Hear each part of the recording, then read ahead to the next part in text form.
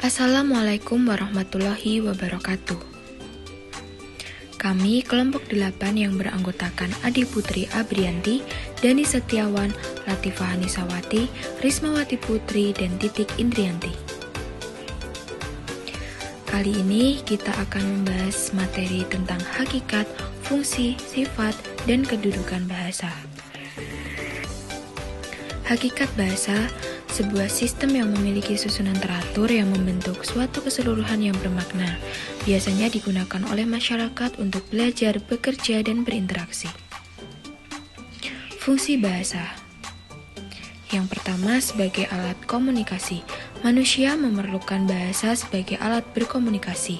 Bahasa sebagai alat komunikasi memegang peranan yang sangat penting dalam kehidupan manusia, karena dengan bahasa manusia dapat berinteraksi dan berbicara mengenai apa saja. Selain itu, bahasa dapat digunakan manusia untuk menyampaikan ide, gagasan, keinginan, perasaan, dan pengalamannya kepada orang lain. Yang kedua, sebagai alat pemersatu bangsa. Bahasa Indonesia sebagai alat pemersatu suku, budaya, dan bahasa maksudnya adalah bahwa bahasa Indonesia memungkinkan keserasian di antara suku-suku, budaya, dan bahasa di Nusantara tanpa harus menghilangkan identitas kesukuan dan kesetiaan kepada nilai-nilai sosial budaya serta latar belakang bahasa daerah yang bersangkutan. Yang ketiga, sebagai identitas suku bangsa. Indonesia memiliki berbagai suku serta bahasa yang berbeda-beda. Bahasa Indonesia sendiri dapat dipergunakan sebagai identitas keunikan tersendiri bagi suku bangsa. Selanjutnya, sifat bahasa. Yang pertama yaitu dinamis. Manusia umumnya selalu menginginkan sesuatu yang lain dari yang pernah dimilikinya. Demikian pula dengan bahasa yang digunakan. Seringkali bahasa khususnya kata dapat berubah makna karena keinginan penggunaannya. Hal ini membuat bahasa memiliki sifat dinamis. Yang kedua yaitu konvensional.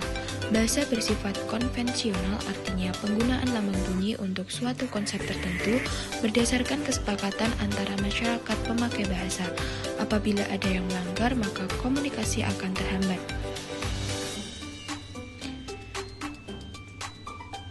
Yang ketiga yaitu produktif. Bahasa dikatakan produktif maksudnya adalah bahwa meskipun unsur-unsur bahasa itu terbatas, dengan unsur-unsur yang jumlahnya terbatas itu dapat dibuat satuan-satuan bahasa yang jumlahnya tidak terbatas, meski secara relatif sesuai dengan sistem yang berlaku dalam bahasa itu. Keproduktifan bahasa Indonesia dapat juga dilihat pada jumlah kalimat yang dapat dibuat. Selanjutnya yaitu unik. Unik sebagai hakikat bahasa artinya mempunyai ciri khas spesifik yang tidak dimiliki oleh bahasa lain. Setiap bahasa memiliki keunikan sendiri-sendiri. Ciri khas ini bisa menyangkut sistem pembentukan kata, sistem pembentukan kalimat, atau sistem lainnya. Kedudukan bahasa Indonesia. Yang pertama sebagai bahasa nasional.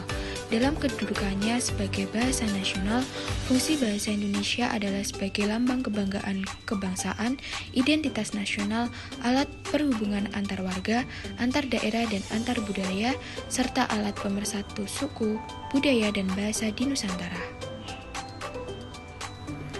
Yang kedua, sebagai warga negara.